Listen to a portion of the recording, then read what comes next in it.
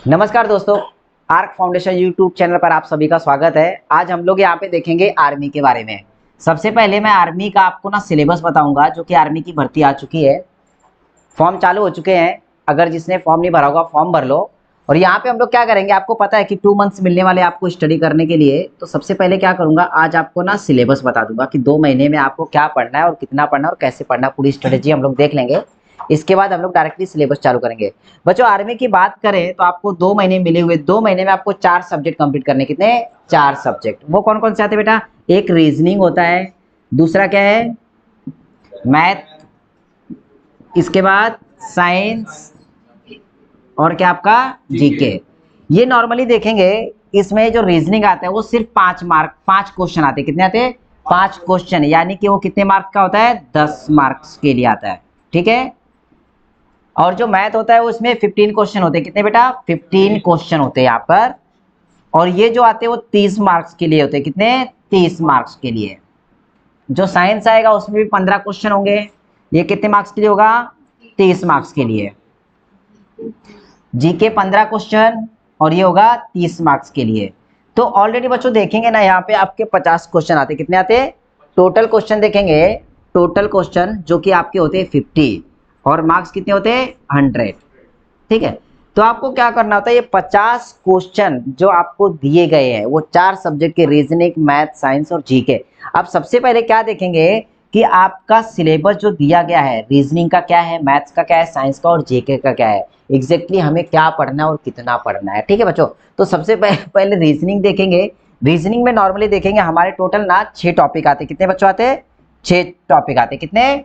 6 topic होते। देखो 6 topic में देखेंगे तो सबसे पहला टॉपिक आता है कोडिंग डिकोडिंग। क्या आता है? कोडिंग डिकोडिंग, जो कि 100% 1 से 2 क्वेश्चन हर पेपर में मिलेंगे। कितने? 1 से 2 क्वेश्चन, 1 से 2 क्वेश्चन होते ही है 100%। तो यहाँ पे करना क्या है, जो ABCD होती है A to Z तक, इसमें लेटर होते हैं 26। तो क्या करना है आपको, सीधे क्रम में उनका नंबर और उल्टे क्रम में उनका नंबर, ये सिर्फ आपको याद रखना है और इसके मार्क्स कमी आपके जाएंगे नहीं।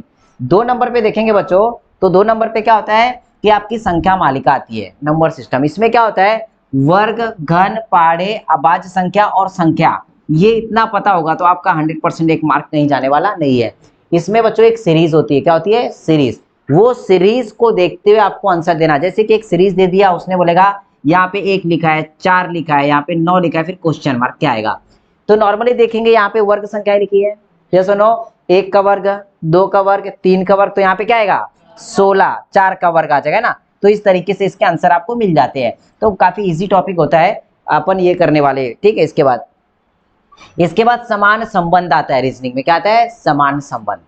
अब समान संबंध क्या होता है बच्चों, जैसे कि नॉर्मली आपको ना समानुपात का उपयोग करके 3 शब्द लिखे होंगे और चौथा शब्द निकालना होता है। जैसे कि एग्जाम्पल देखेंगे, हमने लिखा कैंची। क्या लिखा?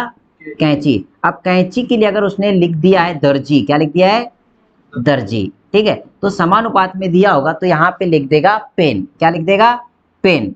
अब ये बताओ, पेन का उपयोग लेखक करता है, ये सुनो, तो यहाँ पे कैंची का उपयोग दर्जी करता है, पेन का उपयोग टीचर भी करता है, लेखक भी करता है, सब लोग करते हैं। तो अब ये ऑप्शन के बेस पे जाएंगे। या फिर यहाँ पे लिखा होता आला। क्या लिखा होता? आला। या फिर यहाँ पे लिखा होता, समझ के चलो, वकील। क्या होता? वकील। तो वकील कहाँ पे मिलता है? कोर्ट में मिलता है। तो इस तरीके से क्या हो बच्चों कि यहाँ पे शब्द दिए होंगे, उनके ना समान संबंध आपको फाइंड करना होगा। सिर्फ इतना दिया गया है। ब्लड रिलेशन मतलब आपके नाते संबंध, आपके रिश्तेदारी यहाँ पे देखी जाएगी कि आपको आपके मम्मी के पापा आपके कौन लगते हैं? नाना लगेंगे। क्या लगेंगे? नाना। तो ये हो सकता है आपके मम्मी के पापा के बेटे आपके कौन लगेंगे? मामा लगेंगे। तो इस तरीके से ब्लड रिलेशन के ऊपर प्रश्न पूछे जाते हैं बच्चों। ठीक है। ये भी आपका 1 मार्क्स फिक्स होता है। इसके बाद डायरेक्शन आता है, दिशा। दिशा मतलब क्या, आप अपने घर से निकले उत्तर की ओर 4 किलोमीटर गए और वहां से बाएं मुड़े या दाएं मुड़े, वहां से चलने के बाद कुछ दूरी पर गए। तो सवाल ऐसा आता है कि अपने घर से अभी जहां पर हो उसके बीच की दूरी कितनी है, तो वो दूरी निकालना होता है दिशा में। तो इसके लिए क्या होगा कि उत्तर, दक्षिण, पूर्व, पश्चिम आपको अच्छे से पता होना चाहिए। 4 दिशाएं होती हैं। इसके बाद उप दिशाएं कितनी होती हैं? 4 उप दिशाएं होती हैं। ठीक है, वो आपको पता होनी चाहिए। इसके बाद पदानुक्रम आता है, मतलब रैंकिंग आती है। आपका पीछे से नंबर 5वां है और आगे से नंबर 6वां है, तो उस पूरे लाइन में कितने लोग हैं, ये सवाल पूछा जाएगा बच्चों। ठीक है, ये इतना हो गया लिख के, पदानुक्रम वाला समझ में आ गया ना। इसके बाद देखेंगे बच्चों आपका मैथ्स का सिलेबस आता है। क्या आता है? मैथ्स का सिलेबस। मैथ्स में आपके टोटल टॉपिक होते हैं 15। कितने होते हैं? 15 टॉपिक पढ़ने आपको। और जो 15 टॉपिक है, 15 टॉपिक में से आपको 15 क्वेश्चन आते हैं। कितने? 15 क्वेश्चन ही आएंगे, जो कि 30 मार्क के लिए बच्चे होंगे। यहाँ पे जो टॉपिक देगा ना, सिर्फ इतना समझ के चलो, इतना ही पढ़ना है, इसके अलावा कुछ पढ़ना नहीं है। ये क्या होगा कि 1 बाय 1 एवरी टॉपिक हम लोग लेने वाले, रिकॉर्ड भी करूंगा ताकि आप लोग घर पे अच्छे से रिवीजन कर सको। जितना आर्मी में आता है सिर्फ उतना ही लूंगा, एक्स्ट्रा लूंगा नहीं, ताकि पूरे के पूरे मार्क्स ले सको। सबसे पहले संख्या आती है बच्चों। संख्या में अगर देखेंगे तो आपको सम संख्या, विषम संख्या, घन संख्या एग्जैक्टली क्या होता है ये पता होना चाहिए। 2 नंबर पे देखेंगे अपूर्णांक। अपूर्णांक बोले तो फ्रैक्शन। क्या होता है? फ्रैक्शन, जिसको हम लोग भिन्न बोलते हैं। क्या बोलते हैं? भिन्न। तो भिन्न जो होते हैं ना, जैसे कि आपका 1/2 हो गया प्लस 2/3 हो गया, ये आपका एक भिन्न हो गया, तो इनको जोड़ना है। तो इसी तरीके से क्या होगा, उसको जोड़ना होगा, घटाना होगा, गुणा करना होगा और भाग करना होगा। इतनी एक्टिविटी इसके ऊपर करनी है। इतनी एक्टिविटी कर लेंगे तो अपने को पूरा पूरा टॉपिक इजी जाएगा। ठीक है, अपूर्णांक में। इसके बाद दशमलव भिन्न आते हैं, जिसमें कि हम लोग पॉइंट का यूज करते हैं। ठीक है, दशमलव भिन्न में भी क्या करेंगे? जोड़, घटाना, गुणा और भाग करने वाले हैं। उसी तरीके से आता है सरलीकरण, सिंप्लीफिकेशन बोलते हैं। क्या बोलते हैं? सिंप्लीफिकेशन, जिसमें हम लोग बॉड मास का नियम यूज करने वाले। कौन सा? बॉड मास का नियम। तो सिंप्लीफिकेशन में हम लोग यूज करेंगे बॉड मास का नियम। ठीक है, बॉड मास। और बॉड मास क्या होता है एग्जैक्टली हम लोग बाद में देखेंगे। बॉड मास यही होता है कि ये जो सारी एक्टिविटीज होती है, प्लस माइनस मल्टीप्लाई डिवाइड और साथ में ब्रैकेट, उनको कौन से क्रम में सॉल्व करना है। इसके बाद लसावी मसावी देखेंगे, एलसीएम और एचसीएफ, लसा मसा। ठीक है, ये होता है एलसीएम और HCF, least common factor, highest common multiple, least common multiple और हाईएस्ट कॉमन फैक्टर। ठीक है, तो ये टॉपिक करना होगा आपको। इसके बाद औसत देखेंगे, जो कि आपका होता है एवरेज। यहाँ पे घातांक दिया है। इसके बाद अनुपात, समानुपात। इसके बाद व्ययवारी। व्ययवारी मतलब क्या होता है बच्चों पता है? वही एज के, मतलब व्यवहार में वही बोलते हैं आपकी रिश्तेदारी क्या होती है। क्या होती है? रिश्तेदारी। या फिर इसकी उम्र कितनी, इससे बड़ा इतना है तो पिता की उम्र कितनी, बेटे की उम्र कितनी, बाप की उम्र कितनी, यही पूछा जाता है, जिसको बोलते हैं एज कैलकुलेशन। क्या बोलते हैं? As calculation. इसके बाद देखेंगे प्रतिशत, परसेंटेज के ऊपर 100% 2 सवाल आते। कितने? 2, कभी कभी 3, कभी कभी 4 सवाल आ जाते हैं परसेंटेज के। बेटा हम लोग देखेंगे कैसा इजी रहता है ये। इसके बाद लाभ हानि, आपको पता ही है कि 10 रुपए का पेन 12 रुपए में बेचा तो 2 रुपए का लाभ हो गया, लेकिन ये आता है प्रतिशत में, मतलब प्रतिशत के ऊपर डिपेंड हो गया अपन, है नहीं। साधारण ब्याज भी प्रतिशत के ऊपर ही डिपेंड होता है, मतलब हर साल 10% का ब्याज लिया जा रहा है तो 1000 का 3% का ब्याज क्या होगा, इस तरीके के सवाल आएंगे इसमें। इसके बाद क्षेत्रफल आता है। अब क्षेत्रफल में देखेंगे बच्चों तो यहाँ पे सर्कल देखेंगे, स्क्वायर देखेंगे, रेक्टेंगल देखेंगे और ट्रायंगल देखेंगे, है ना। इनका क्षेत्रफल पूछा जाएगा आपसे। क्षेत्रफल कैसे होगा तो हम लोग क्या करेंगे, डिटेल में देखने वाले। इसके बाद बीजगणित देखेंगे, अलजेब्रा जिसको बोलते हैं हम लोग। तो अलजेब्रा में क्या होगा, आपको द्विघातीय समीकरण दिया होगा तो इसको बोलेंगे कि x की वैल्यू क्या है, क्या हो सकती है। ठीक है, इस तरीके से आ जाएगा। इसके बाद भूमिति देखेंगे, तो भूमिति में बेटा क्या देखेंगे पता है, समझ के चलो, एक ट्रायंगल दिया गया है तो इसमें तीनों कोनों का माप कितना होता है, 180 डिग्री। अगर बोलेंगे यहाँ पे 30 डिग्री है, यहाँ पे 40 डिग्री है, तो यहाँ पे कितना हो जाएगा। तो इस तरीके से अगर बच्चों देखेंगे ना कि तीनों कोनों के मापों का योगफल आपको पता है कितना होता है, 180 होता है, तो दोनों का जोड़ करिए, घटा दो, अपने को पता चल जाएगा। उसी तरीके से सर्कल के बारे में पूछा जाता है, कितने डिग्री का होता है, 360 का होता है। इसके बाद स्क्वायर देखेंगे, 360 डिग्री का होता है ना। इसके बाद अगर आप रेक्टेंगल देखेंगे तो भी कितने का होता है, 360 डिग्री का। और इसमें एक बहुभुज आता है, क्या आता है, बहुभुज आता है, वो भी इसमें आता है, मतलब वो हो सकता है पेंटागन हो, षटकोण हो, पंचकोण हो, तो इस तरीके से वो हो सकते हैं डायग्राम, है ना। तो ये कितने डिग्री का होता है, तो ये पूरी डिटेल हम लोग पूरे सिलेबस में देखने वाले। तो हम लोग क्या करेंगे बच्चों पता है, ये आपका सिलेबस हो गया, इतना सिलेबस आपको कंप्लीट करना है मैथ और रीजनिंग में। इतना कंप्लीट हो गया तो आपके एक भी मार्क जाने वाले नहीं है। क्लियर हो बच्चों? ठीक है, तो हम लोग क्या करेंगे, अब टॉपिक वाइज पूरा सिलेबस स्टार्ट करते हैं, और वो आज से स्टार्ट करेंगे, जो कि पहला टॉपिक होगा आपका संख्या। क्या रहने वाला है, संख्या। आज संख्या खत्म कर लेंगे अपन, ताकि कल नया टॉपिक स्टार्ट हो चुके। ठीक है, अब देखो खाली देखेंगे जो आर्मी का है, आर्मी का क्लास 1, कौन सा है? आर्मी का क्लास 1, जिसमें कि हम लोग बेसिक से सिर्फ संख्याओं से स्टार्ट करने वाले। कौन सा? संख्या। टॉपिक नंबर 1 क्या था अपना? संख्या। तो संख्या के बारे में बेसिक इंफॉर्मेशन देखेंगे, संख्याएं एग्जैक्टली क्या क्या होती हैं। अब देखो, संख्याओं की अगर बात करें, संख्याओं का उपयोग आप लोग गणित में करते हो। जो आपकी संख्याएं होंगी, संख्याएं किससे बनती है आपको पता है? अंकों से बनती है। किससे बनती है? अंकों से। देखो, अगर नॉर्मली किसी ने पूछ दिया कि अंक क्या होते हैं, तो बच्चों ये बात ध्यान में रखना, गणित में या फिर किसी भी व्यवहार में लिखने के लिए, बोलने के लिए या बताने के लिए जिन संकेतों का उपयोग करते हैं, उनको हम लोग क्या कहते हैं? अंक कहते हैं। क्या कहते हैं? अंक। और अंक कितने प्रकार के होते हैं? 3 प्रकार के होते हैं बेटा। पता है कौन कौन से? देखो, पहला प्रकार, दूसरा प्रकार, तीसरा प्रकार। पहला होता है आपका पता है कौन सा? अंतरराष्ट्रीय। कौन सा? अंतरराष्ट्रीय कर लो, अंतरराष्ट्रीय अंक। दूसरा क्या होता है? देवनागरी। और तीसरा क्या होता है आपका? रोमन अंक। ठीक है, तो ये सिर्फ समझो आप, रोमन अंक लिखने की कोई जरूरत नहीं, सिर्फ समझ के चलो। लिखना रहेगा तो वीडियो देख के बाद में लिखना। ये 3 प्रकार के अंक होते हैं, अंतरराष्ट्रीय, देवनागरी और रोमन अंक। बेटा इतना क्लियर हुआ? अपने को ना रोमन अंक की बेसिक जानकारी पता होनी चाहिए, सिर्फ बेसिक जानकारी। अंतरराष्ट्रीय मतलब वही इंग्लिश के न्यूमेरिकल्स होते हैं, इंग्लिश के न्यूमेरिकल होते हैं। देवनागरी बोले तो हर स्टेट के अलग अलग होते हैं, हर राज्य के अलग अलग। महाराष्ट्र में बैठे तो मराठी, उत्तर प्रदेश में हिंदी, पंजाब में पंजाबी, गुजरात में गुजराती, तो वो अलग अलग अंक रहते हैं। लेकिन रोमन अंक बच्चों देखेंगे ना, तो रोमन अंक में एक के लिए क्या होता है? आय। एक के लिए क्या होता है बेटा? आय। तो यहाँ पे रोमन अंक थोड़ी सी बेसिक जानकारी देख लेना। एक के लिए होता है आय, 5 के लिए क्या होता है? वी, 10 के लिए 50 के लिए एल, 100 के लिए 100 के लिए होता है सी, 500 के लिए और 1000 के लिए एम होता है। ये बेसिक इंफॉर्मेशन है जिसके बेस पे आपको इसके ऊपर सवाल पूछे जा सकते हैं। आर्मी में सवाल आते हैं, लेकिन एक आधी बेटा अगर उन्होंने पूछ लिया कि रोमन अंक में 1000 कैसे लिखते हैं तब आ जाएगा। इतना हो गया। अब नॉर्मली संख्याओं के बारे में देखेंगे, तो जो अंक होते हैं, अंकों से बनती है अपनी संख्याएं। क्या बनती हैं? अंकों को मिलाकर अपनी मिलती हैं संख्याएं। अगर संख्याओं में देखेंगे तो 1 नंबर की संख्या आती है आपकी क्या? प्राकृतिक संख्या। क्या होती है?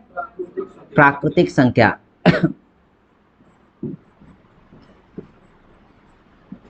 जो बच्चों प्राकृतिक संख्या होती है वो क्या होती है पता है?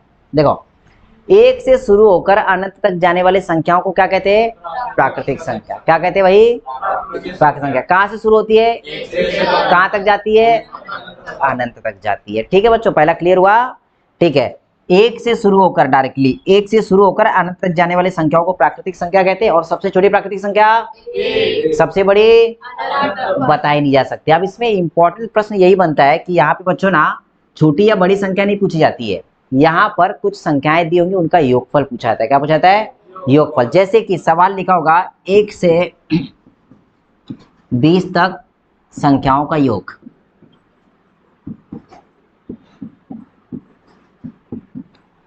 योग है ना, ये पूछेगा कितना होगा।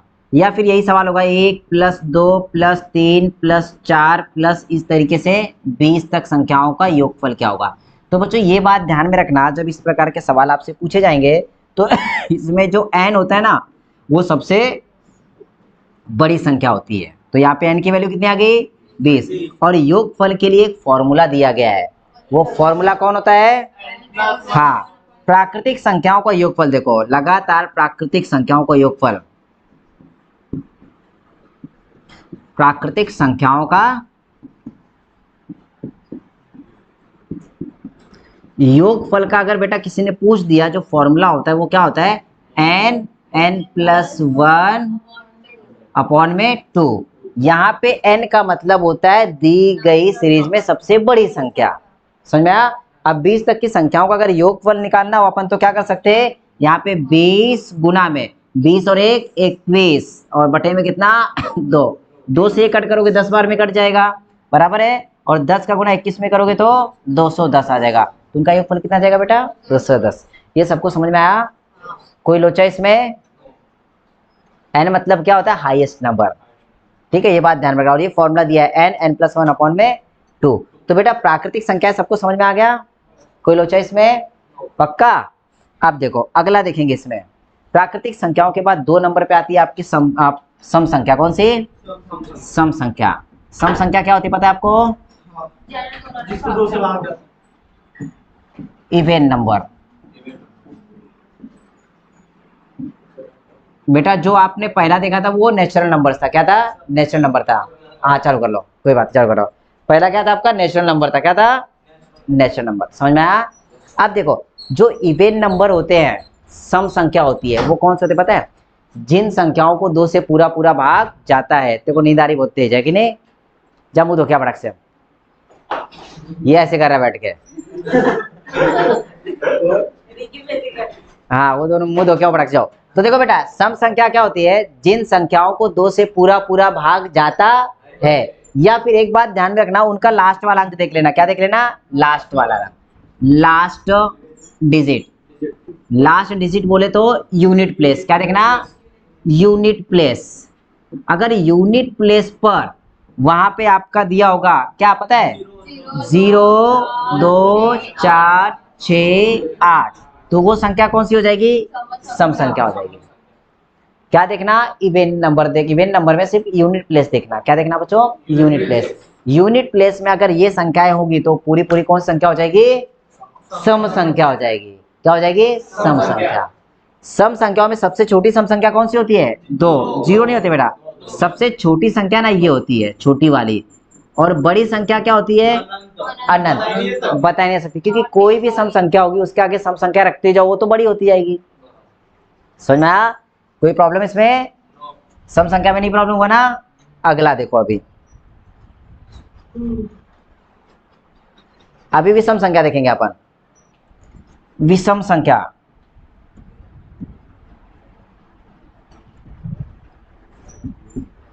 विषम संख्या क्या होता है बेटा बता दो?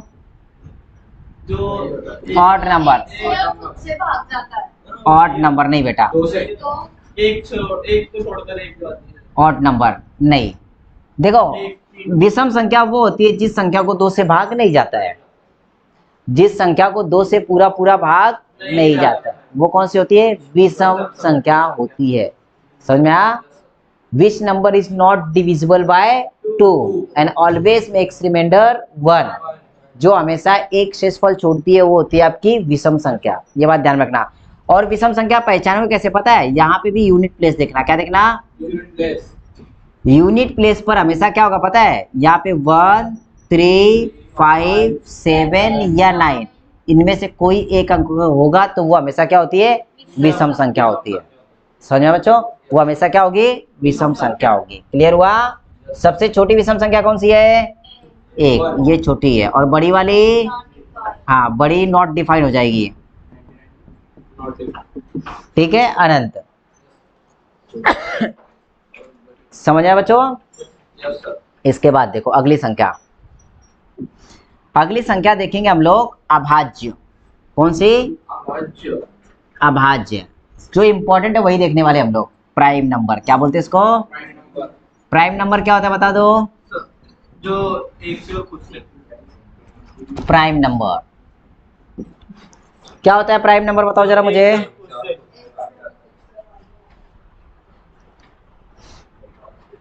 प्राइम नंबर वो होता है कि जो नंबर 1 से और खुद से डिवाइड होती हो। विच number is divisible by 1 and itself. जो संख्या खुद से और 1 से विभाजित होती है उसको क्या बोलते हैं बेटा? अभाज्य संख्या। इतना समझ में आया? सिर्फ समझो, क्योंकि ना आज हम लोग यही शॉर्टकट में देखने वाले हैं, कल से डायरेक्टली प्रश्न चालू करेंगे, इसलिए मैं ये थोड़ा फास्ट बताने की कोशिश कर रहा हूँ। इसमें बताया जो संख्या 1 से और खुद से डिवाइड होती हो, खुद से विभाजित होती हो,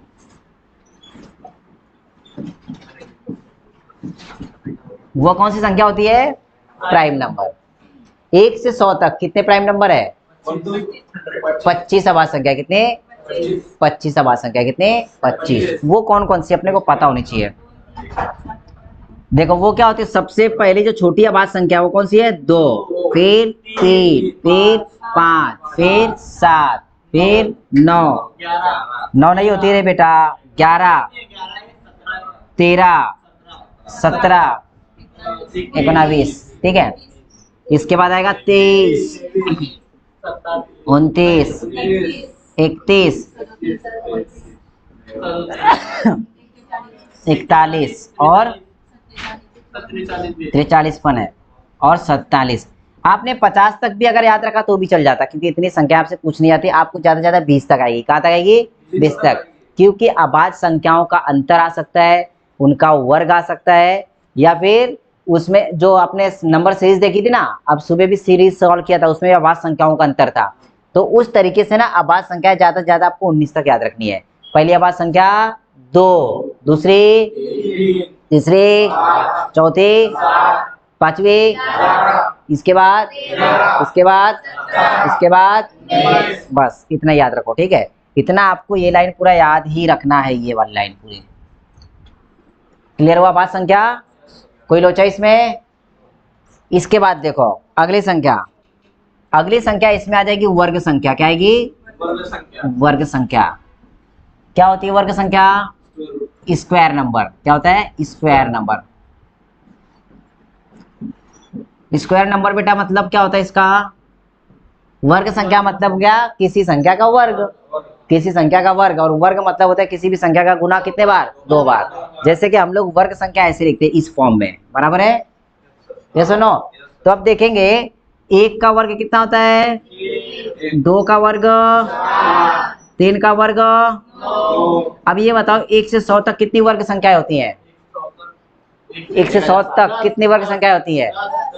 10। 1 से 100 तक 10 वर्ग संख्याएं को होती। कौन सी पता है? देखो बच्चों, हम लोग ये वर्ग करते हैं ना, वो आंसर नहीं होता, आंसर ये होता है एग्जैक्टली। अगर वर्ग देखेंगे तो 1, 4, 9, इसके बाद, इसके बाद, इसके बाद, इसके बाद, इसके बाद 64, फिर 81 और 100। ये वर्ग संख्या होती है बच्चों, ठीक है।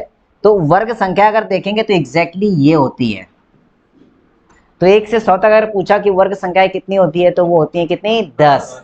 और उनका योगफल 385, 385। कितना होता है? 385। वो बाद में देख लेंगे।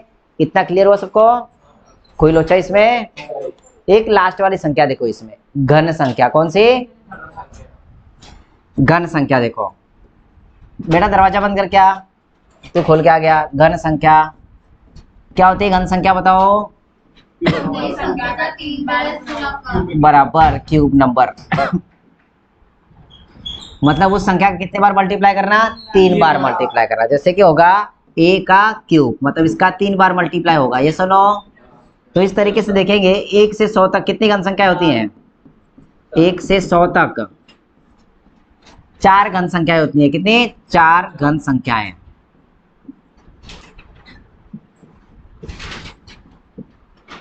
वो कौन कौन सी? 1 का घन देखो कितना होता है? 1। 2 का घन कितना होता है? 8। 3 का घन कितना होता है? 27। और 4 का घन 64 होता है। कितना होता है? 64।